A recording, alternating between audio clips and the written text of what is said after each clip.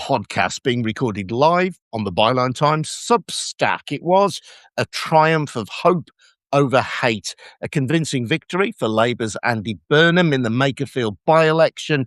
His combined vote added up to more than those of Reform and Restore combined.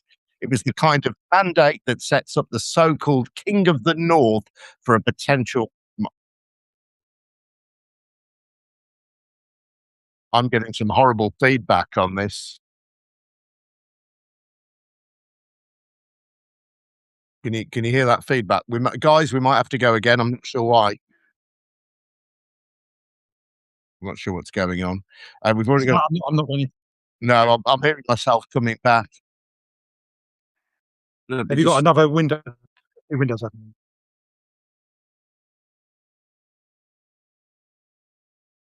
So Jonathan says it sounds fine there. Okay, but let's see if we can go again. Should we just start? We'll just carry on streaming then. I'll do my little introduction again and we can chop that off the start.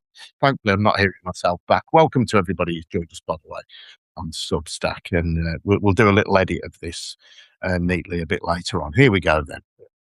Hi there and welcome to the Byline Times podcast being recorded live on the Byline Times Substack with me, Adrian Goldberg. It was a triumph of hope over hate, a convincing victory for Labour's Andy Burnham in the Makerfield by-election. His combined vote added up to more than Reform UK and Restore added together. It was the kind of mandate that sets up the so-called King of the North for a potential march down south, all the way perhaps to 10 Downing Street.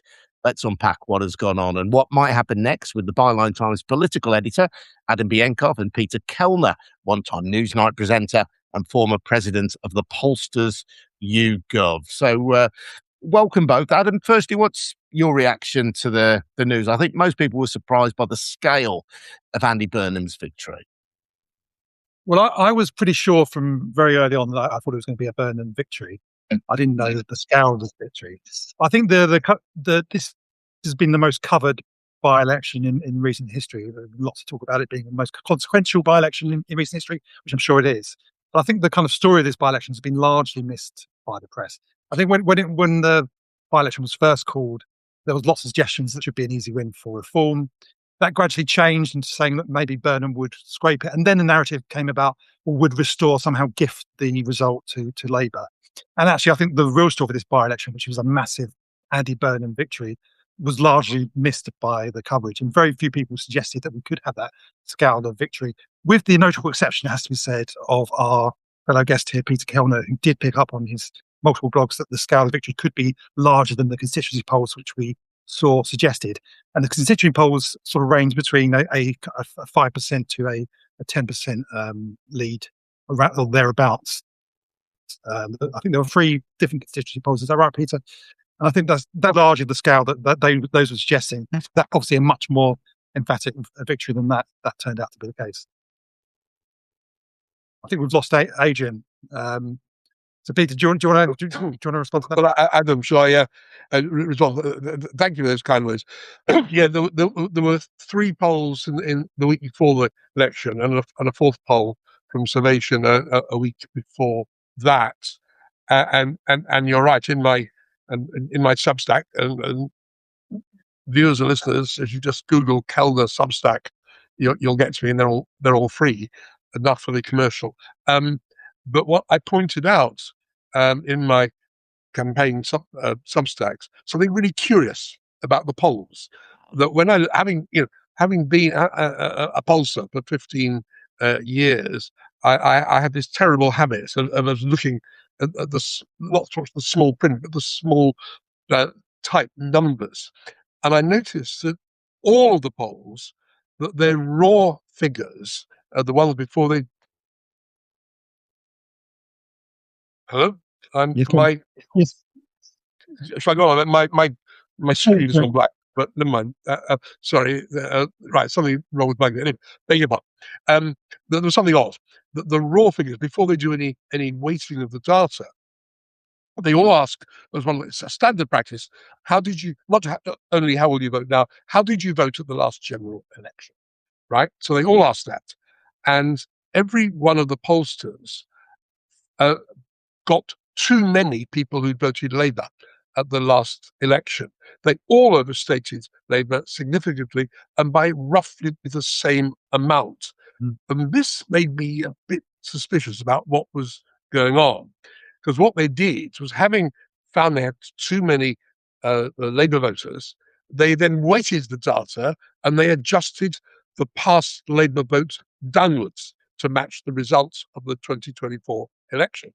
And by doing that, they weighted down the voting intention figures for Labour. But what was going on, I was arguing, and it turned out, I'm certain now to be the case, is that 2 years ago, there were two elections very close together.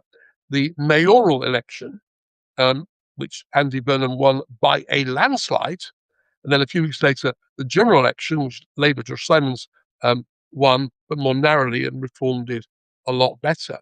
And I figured that, and there's a whole literature of polling which goes into false memory, people who don't remember accurately what they did a month, a year, 2 years, 5 years ago.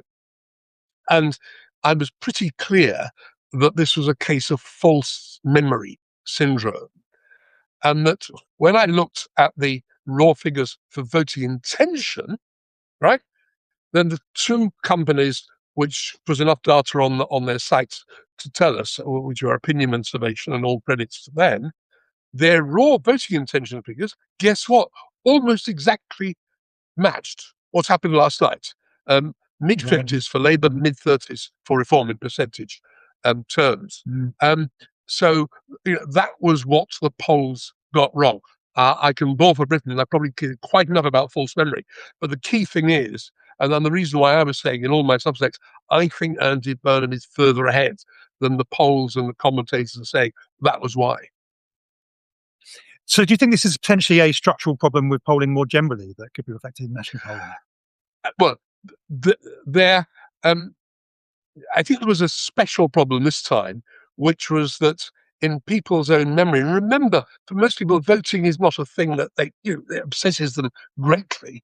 Normal people are not that fascinated by politics, right? So when you have two elections a couple of years ago close together, one with a very, very well-known, very popular candidate who is standing in the new election, right, for the by-election, and somebody who's less well-known, who was a new MP 2 years ago, then it's not at all surprising that in this case there was likely to be a skew towards people genuinely believing that 2 years ago they voted for Andy Burnham, because they did, only not in the general election. They did in the mayoral election, and that's what was going on. So that's more likely to be. However, what is the case is that parties that parties sort of easy come, easy go. Often people a couple of years later don't remember voting for them. It used to be the case with the Liberals and then the Liberal Democrats that far fewer people would remember voting for them than actually voted for them, because they weren't sort of normal Lib Dem or Liberal voters. There were people who on that election, for whatever reason, decided to, and then sort of forgot they'd done it, because it's not part of their major political life. So there's probably still a bit of a problem, but I think it was an exceptionally acute problem because of the particular confluence of having a very, very, very well-known and popular candidate who they'd voted for 2 years ago, but in a different election. And I think that's where the polls fundamentally got tripped up. Adrian, are you with us, or have you still not found your way back in? Adrian? No, still not. Still not having Adrian with us. So, what role do you think the campaign played in the course of this? Did you detect any kind of movement over the course of the campaign? And if so, what do you think would be the cause? Well, this is where I'm a bit more cautious, because the polling samples are not that big. They're all around 500. For a national poll, you'd always expect at least 1,000 and often 2,000. So 500 is not a great number, and it's very difficult to get a decent sample. And so while I'm happy to group polls together and see where there are common features, because I think you'd be fairly confident of what's going on when you're trying to compare one poll with another. That said, the Salvation did 2 polls about a fortnight apart early on, and the second poll had a bigger Labour lead than the first poll. And the principal reason, and this I think does make sense, is in the first poll, the Liberal Democrats and the Greens and the Tories were sort of middle single figures, between sort of 3, 5, 6, 7%. By the time of the second poll, a fortnight later, all 3, Tories, Lib Dem and Greens, were sharply down. And you could see, and the reason why Labour's lead increased in the second poll was not because reforms, but it was also, I think, up 1 percentage point. It was simply that the parties that were out of it, a lot of the voters were switching tactically. But the tactical switching of Lib Dem and Green voters to Labour was more than Conservative voters to Reform. And indeed, this seems to have gone on because the final figures, you add together the Lib Dem and Tory percentages together, are only just over 1% together. And 12 weeks ago, they were about 3 points. So, I think Labour has benefited from progressive tactical voting. And so yes, I think there has been a move to Labour over the course of the campaign, but I now am certain they started off something like 10 points ahead, in the region of 10 points ahead, and they now ended up with a 20-point lead because of the movement, especially tactical, but not only tactical voting, through the course of the campaign. It seems pretty clear from the result that Burnham benefited from uniting the progressive bloc in Makerfield. Is there a suggestion from the result that he also gained some voters, some Conservative voters, and some Reform voters who might otherwise have backed Farage or Kenny Baddock's parties? Yeah, I think it's that. Now, the trouble is, when you look at the polls, you're down to very small subsamples of what Conservatives did. But the impression from these very small samples is the Conservatives who deserted Conservatives went mainly, but not only, to Reform. But let me say this to just pull back from this, because what is fairly clear is that that throughout the campaign, the total progressive vote of around 55% stayed constant, and is the same as roughly the progressive vote 2 years ago.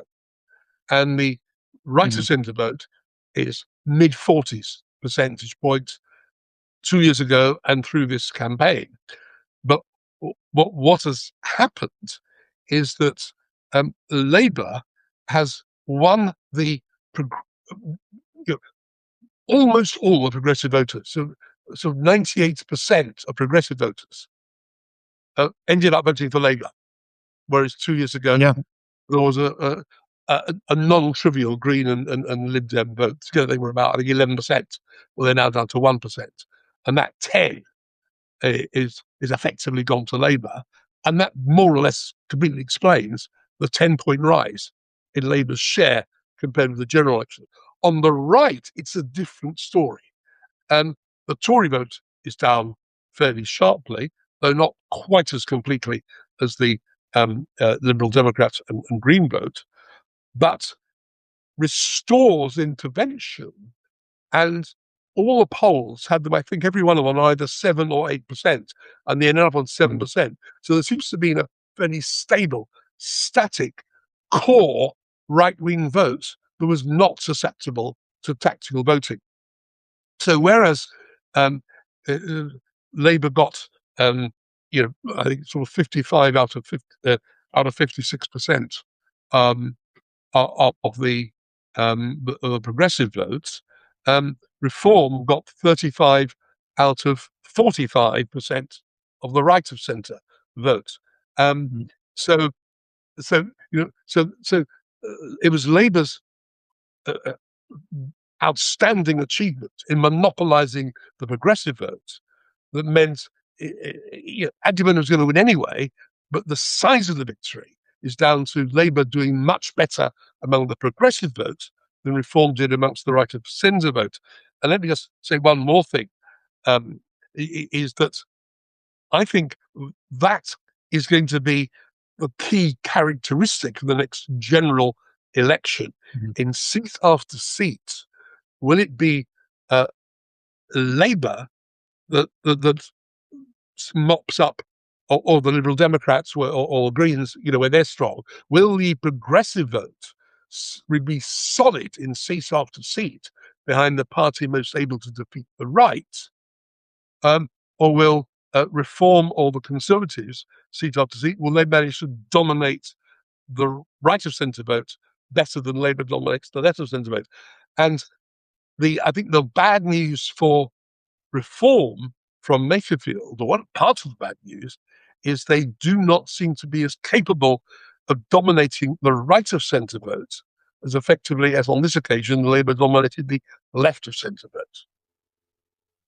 Because the sort of key feature of politics over the last few years has been this massive fracturing of the vote, to the point where in recent polls, you've got 5 parties on between 15 and 25% of the vote, which is without precedent in recent history. We've obviously seen the fracturing of the vote on the right between Conservatives and Reform. What we saw in the local elections, I would suggest, is there's a new fracturing of the vote between Labour and the Greens, and that actually helped to boost Reform's the amount of seats that Reform's took in the local elections. Is the indication from this result? Obviously, it's difficult to translate this to the whole country, but is there a potential that Burnham is much more able to unite that vote nationally, potentially, and bring back Green voters and others on the left back to Labour in order to defeat Reform? Well, one of the sort of interesting, curious, and slightly frustrating things about the council elections is that the academics who go, because there's a vast, all these thousands of contests, and getting the data and processing it and analysing it has yet to be done. My impression is that in most places there was a clear leading progressive party, and that there were some places where progressive parties knocked themselves out by splitting the progressive votes and letting the Conservatives for Reform in. But I don't get the impression that was the dominant thing, and so you got some quite curious things. If you got 3 London boroughs next to each other. You start off in Kingston, and the Lib Dems, which dominated it, now have a monopoly. All the councillors in Kingston are Lib Dem, and nobody else gets much of a look in. Next door in is it? It's not Croydon. Forgive me. Which is the borough in South London that Labour increased its majority. Yeah. No. Well, they went back in Lambeth and Well, then there's a borough where Labour's majority went up, and then you go on to Lambeth, where Labour lost its majority, and the Greens cleaned up. So you're getting, we're not really. I think we're moving away from from the national vote share meaning a great deal, and we're moving into an era when it's going to be, especially if we carry on with 5 parties between, let's say, 12 and 25%. It's going to be virtually impossible to predict the distribution of seats from the national vote share, because much, much more than ever before, it is going to depend on local voters' perceptions of who is really in the race. And if the choice is clear, as it was, for example, in all the Lib Dem target seats 2 years ago, the Lib Dems, there were around 80 seats where the Lib Dems had a clear chance of victory. put all their efforts into the 80 seats. They won 72 of them, and they got very, very few votes anywhere else. The Liberal Democrats, there were 80 seats where they got 30% or more, and most of the rest of England, Wales, and Scotland, they were down to sort of typically 8, 10, 12%, sometimes less than that. Whereas Reform, but the great majority of Reform candidates got somewhere between sort of 15 and 20, or between 10 and 25%, enough to amass a big national total, but not enough to win many seats. And that is why, at the end of the day, the Lib Dems, the Lib Dems got 3.5 million votes and 72 MPs. Reform got 500,000 more votes. They got more than 4 million votes, more than the Lib Dems, and only 5 MPs. And it's because of the difference in the efficiency of how they distributed the vote. And as with the efficiency of vote, is going to be absolutely crucial in the next general election in determining whether we have a clear-cut government, or which will be the largest party if it's going to be, as I think is now fairly, but not very likely, not certain, a hung parliament. It's very interesting you say about the localization of politics now, and we saw that play out in the by-elections that took place yesterday. In Makerfield, the Conservative Party got just 2% of the vote, down from something like 35% in the last in 2019. But in Aberdeen South, another by-election that took place yesterday, the Conservatives actually won took the seat from the SNP. How do we square that circle? Obviously, there are local factors in Aberdeen about the oil industry and all the rest of it, but what's really going on here? Well, yeah, I mean, right, okay. So the contest in Makerfield was do you want Reform, or do you want Labour's likely next Prime Minister as your MP? Clear-cut choice. Now, in Aberdeen South, you've got the SNP with all the problems out of Peter Murrell's conviction for stealing money off the party, plus the argument about oil in the North Sea oil, and the fact that Labour is not only unpopular fairly generally, but specifically in Aberdeen, unpopular, for being less enthusiastic than other parties about North Sea oil. And you've got a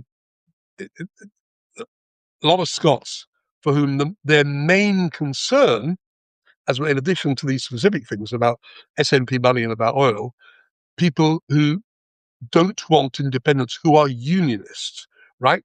And I think the most striking thing about Aberdeen South is the Labour vote went down massively and the Tory vote went up massively, both similar amounts. Now, I'm not saying it is as simple as saying, well, it was all to do with Labour switching to the Conservatives, but I think a fair bit of it was. I think that part of the Tory victory was down, or the size of the Tory victory was down to Labour voters tactically voting for the Conservatives, something you'd have never imagined, 10 or 20 or 50 years ago, because they hated the SNP, they don't want independence, and on this occasion, they were more concerned to defeat the SNP than to give the Tories a bloody nose. So they voted Tory.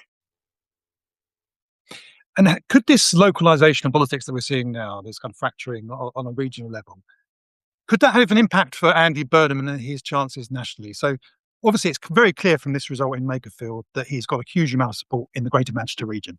That's obvious from the victories he won as Greater Manchester Mayor, but also from this result. But his campaign was very dedicated on being a champion for the North and being a champion for Makerfield, understandably, as every by-election campaign is, but we're particularly focused on that. Do you think that he could potentially have trouble translating that to an appeal to the nation as a whole? And how would this very localized campaign set him up to be Prime Minister for the country, for the whole country? I don't think it's a simple answer. He'll take Labour up X points or down X points or whatever. Because I think what will happen is there will be a honeymoon. Keir Starmer's region is so unpopular that as soon as Starmer goes, I think his successor will have whether it be 5 or 8 or 10 points, I don't know. But the Labour support will go up for a while. Now, whether it stays up, I think that depends on what Andy Burnham does as Prime Minister.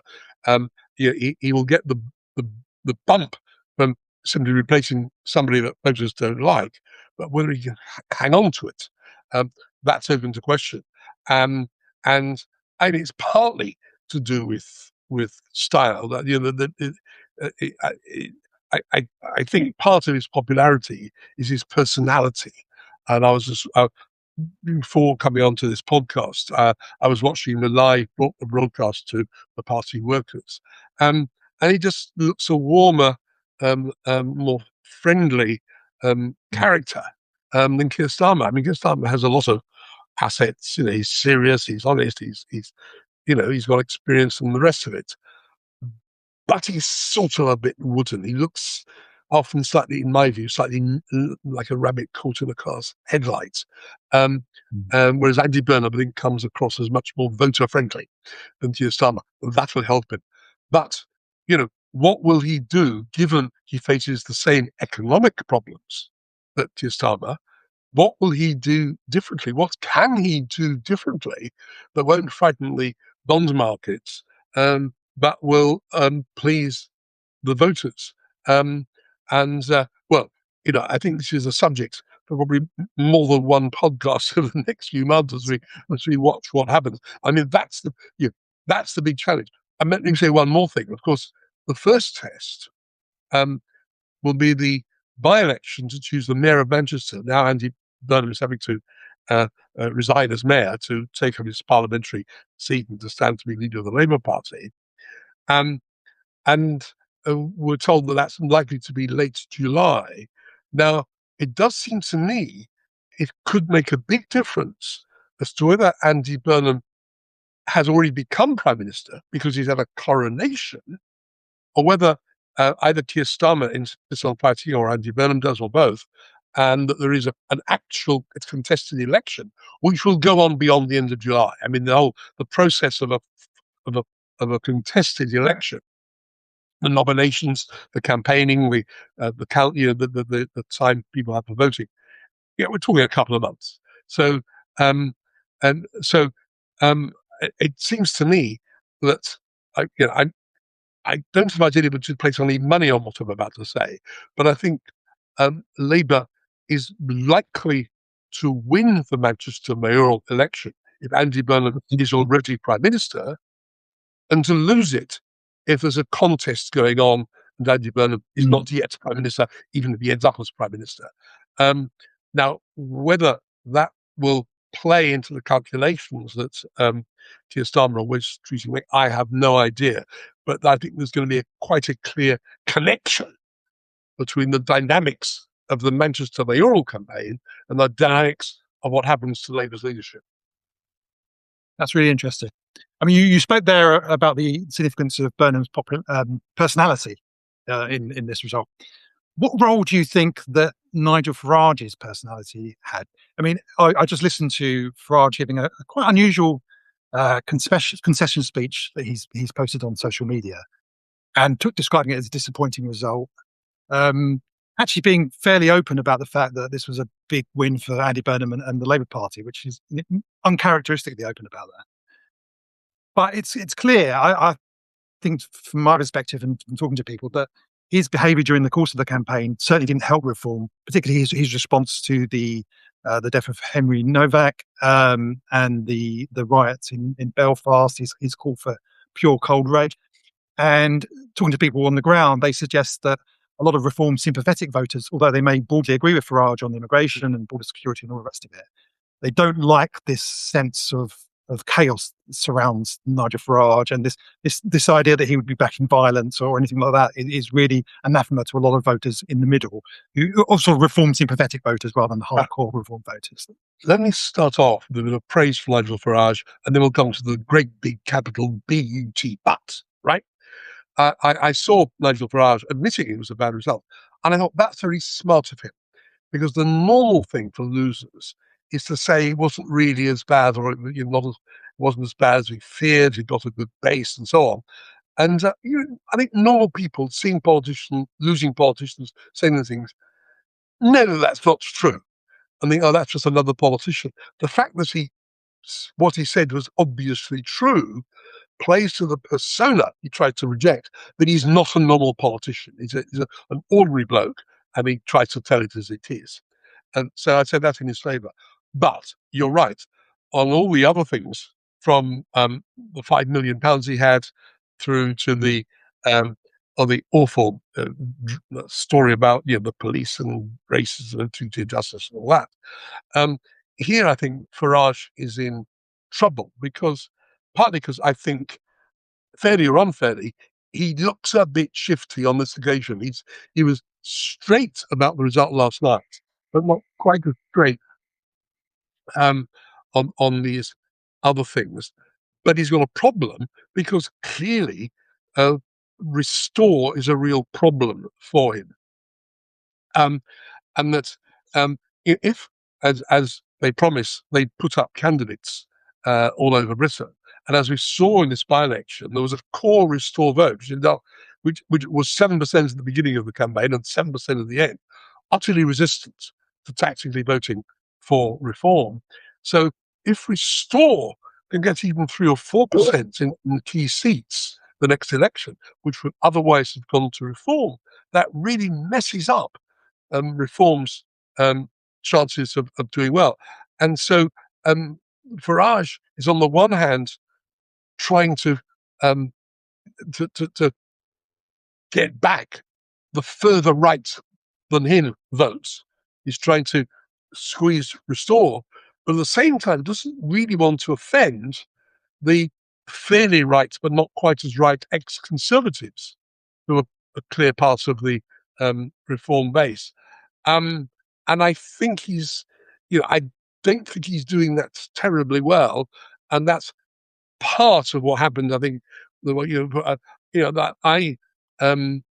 Reform vote yesterday was lower than I expected, and I was at the low end of what most people expected from Reform, and it was lower than that. I think part of that is down to Farage's troubles and his and the way people are turning up. And incidentally, one of the things that's really interesting is that Farage's own personal rating has been declining quite a lot over the last few months. Reform's overall support is down, but it's not falling at anything like the same rate as Farage's personal rating.